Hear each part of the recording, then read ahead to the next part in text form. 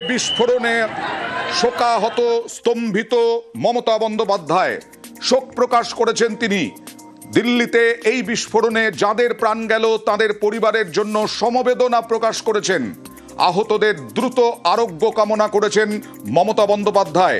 X হ্যান্ডেলে post Mamata Bandyopadhyay, দিল্লিতে ভয়াবহ বিস্ফোরণের খবর শুনে স্তম্ভিত মমতা বন্দ্যোপাধ্যায়। কথা বলবো আরো একবার মৈত্রেয়ীর সঙ্গে। মৈত্রেয়ী, আমি শুনতে পাচ্ছ? হ্যাঁ, এখন কি পরিস্থিতি? দেখো, এখনো পর্যন্ত কিন্তু ঘটনাস্থলে এখনো পর্যন্ত আমার পেছনে যদি তুমি ভিজুয়াল দেখতে পাও তাহলে তুমি দেখবে যে ব্যারিকেড দেওয়া রয়েছে এবং একের পর এক পুলিশের ভ্যান এবং সিকিউরিটি এজেন্সি তারা এখনো ঘটনাস্থলে রয়েছে এবং গোটা বিষয়টি খতিয়ে দেখার চেষ্টা করা হচ্ছে। ফরেন্সিক টিম তারা ঘটনাস্থলে এসে গিয়েছে এবং এতটা জনবহুল এলাকায় স্থানীয় বাসিন্দাদের সাথে কথা বলে আমরা যেটা জানতে পারছি যে একটি গাড়ি, যেটা মুভিং গাড়ি ছিল, একেবারে সেটি ট্রাফিক সিগন্যালের কাছে দাঁড়ায় এবং সেই সময় কিন্তু বিস্ফোরণ হয়, এমনটাই কিন্তু তারা বলছেন। এবং বিস্ফোরণের অভিঘাত এতটাই ছিল যে তার থেকে অন্ততপক্ষে কয়েকশো মিটার দূরেও গাড়ির বিভিন্ন অংশ একেবারে ছিন্ন বিচ্ছিন্ন হয়ে কিন্তু গাড়ির বনেট থেকে শুরু করে শরীরের অংশ সেটাও কিন্তু আমাদের চোখে পড়ছে যে সেগুলো কিন্তু ছিন্ন বিচ্ছিন্ন উঠে এসেছে। এবং আমরা যে সমস্ত প্রত্যক্ষদর্শীদের সঙ্গে কথা বলছিলাম তারাও কিন্তু বারবার করে এই বিষয়টাই তারা জানাচ্ছিলেন যে অবস্থায় যে বিস্ফোরণের যে অভিঘাত সেটি ভয়াবহ। এবং তারা আমাদেরকে জানাচ্ছিলেন যে তারা আশঙ্কা করছেন যে অন্ততপক্ষে 25 থেকে 30 জন মানুষের এই বিস্ফোরণের অভিঘাতে মৃত্যু হতে পারে এবং খুব স্বাভাবিকভাবে সেই আশঙ্কা করাটাও কিন্তু খুব স্বাভাবিক। তার কারণ আমরা কথা বলছি এমন একটি জায়গার, আমরা কথা বলছি একেবারে লালকেল্লা এলাকার, চাঁদনী চক এলাকার, যেটা অত্যন্ত ঘন বসতিপূর্ণ একটি এলাকা। এবং সোমবার দিন সেই ঘন বসতিপূর্ণ এলাকার কি ছবিটা হয় এবং কত ভিড় হয়, যে রাস্তা দিয়ে এই মুহূর্তে আমরা দাঁড়িয়ে রয়েছি, আমরা দাঁড়িয়ে লাইভ রিপোর্টিং করছি, সেই জায়গায় সেই রাস্তায় মানুষের চলার অবস্থা থাকে না।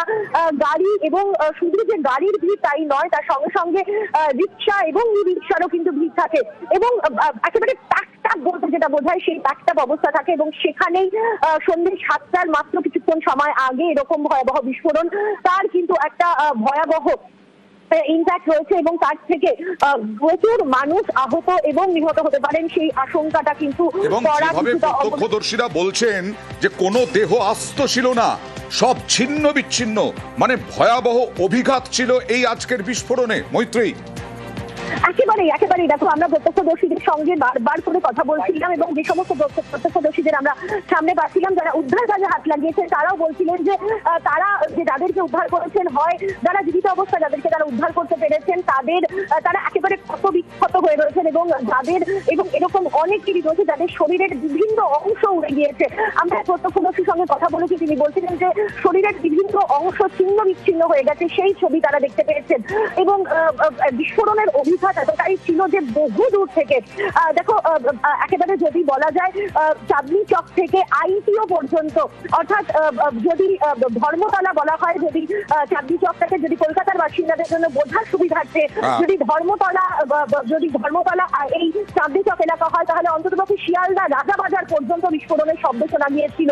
ফলে 1 কিলোমিটারেরও বেশি এলাকা জুড়ে কিন্তু বিস্ফোরণের শব্দ এবং প্রচুর মানুষ, যারা স্থানীয় মানুষ যারা অনেকটা দূরে থাকেন এবং তার মধ্যেও তারা কিন্তু শুনেছিলেন এই বিস্ফোরণের শব্দ। প্রাথমিকভাবে প্রত্যেকে মনে করেছিলেন যে এখনো হয়তো বাজি ফাটানো হচ্ছে, কোনো বাজির শব্দ হয়ে থাকতে পারে। কিন্তু আমরা কিছু মানুষের সঙ্গে কথা বলছিলাম, তারা জানাচ্ছিলেন এই চাঁদনী চকেরই খুব কাছেই হচ্ছে দারিয়াগঞ্জ, যে সেই দারিয়াগঞ্জেরও কিন্তু প্রচুর বাড়িতে এই ইম্প্যাক্ট এতটাই ছিল এই বিস্ফোরণের, তার জেরে কাঁচ ভেঙে গিয়েছে এবং বাড়ির কাঁচ পর্যন্ত ভেঙে গিয়েছে। এবং আশেপাশের যে সমস্ত লোকরা রয়েছেন তারা বারবার করে জানাচ্ছিলেন যে তারা প্রবল জোরে বিস্ফোরণের শব্দ তারা শুনতে পান এবং তারপরেই তারা দেখেন যে দাউ দাউ করে একের পর এক গাড়ি জ্বলছে, যেটা এখনো পর্যন্ত আমরা পুলিশের সূত্র ধরে এবং সিকিউরিটি এজেন্সির বিভিন্ন সূত্র ধরে যেটা আমরা জানতে পারছি যে একটি সাদা রঙের গাড়ি, সেই গাড়িতে কিন্তু এই ব্লাস্ট হয় এবং সেই গাড়ির ভেতরে যারা ছিলেন তাদেরও কিন্তু এই ব্লাস্টে তারাও কিন্তু ছিন্ন বিচ্ছিন্ন হয়ে যান।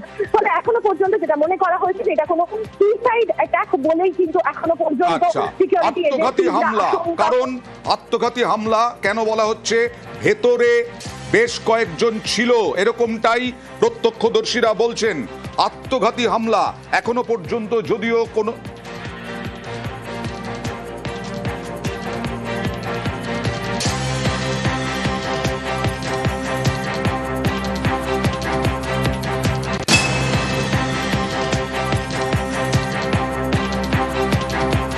পালাও।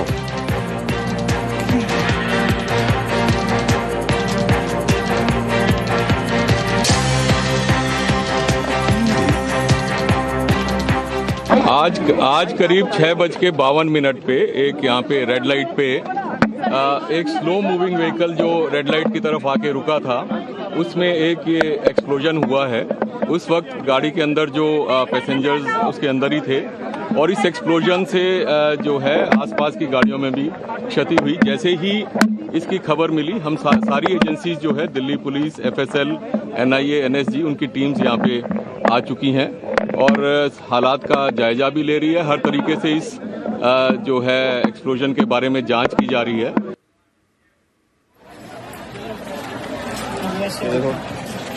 কথা বলবো প্রতিনিধি মৈত্রীর সঙ্গে।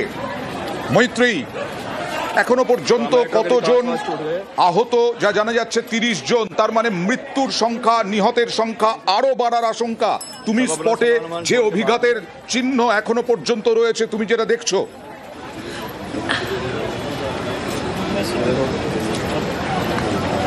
একেবারেই দেখো, অভিঘাত কিন্তু ভয়াবহ ছিল, সেটা কিন্তু আমরা যতদূর অবধি পৌঁছাতে পেরেছি, অর্থাৎ যেখানে বিস্ফোরণ হয়েছে তার থেকে বেশ কিছুটা দূরে ব্যারিকেডিং করে দেওয়া হয়েছে এবং সেখানেই কিন্তু আটকে দেওয়া হয়েছে।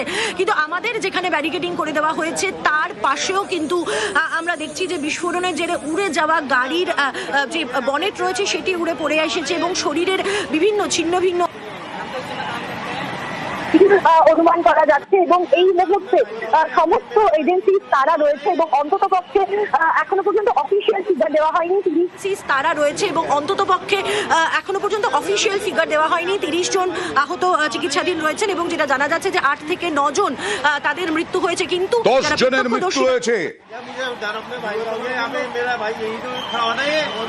उसी प्रक्रिया के क्रम में आज भी चेकिंग कराई जा रही है। यहाँ पर पूरी टीमें जो BDS टीम है, डॉग स्क्वाड है, तो उसके अलावा हम ACP हजरतगंज और मैं स्वयं इसके साथी SHO हजरतगंज की टीम पूरी यहाँ पर लगी हुई है साथ में।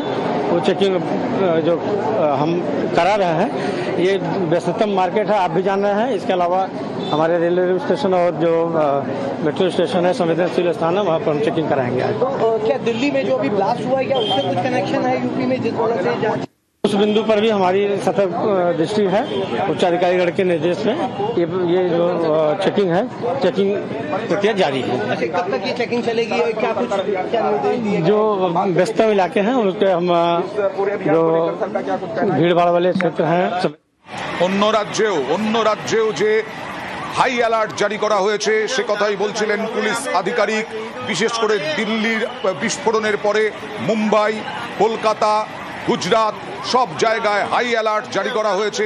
বিমানবন্দর, স্টেশন, মেট্রো, বিভিন্ন জায়গায় বাজার, এই সমস্ত জায়গায় নজরদারি বাড়ানো হয়েছে দিল্লির বিস্ফোরণ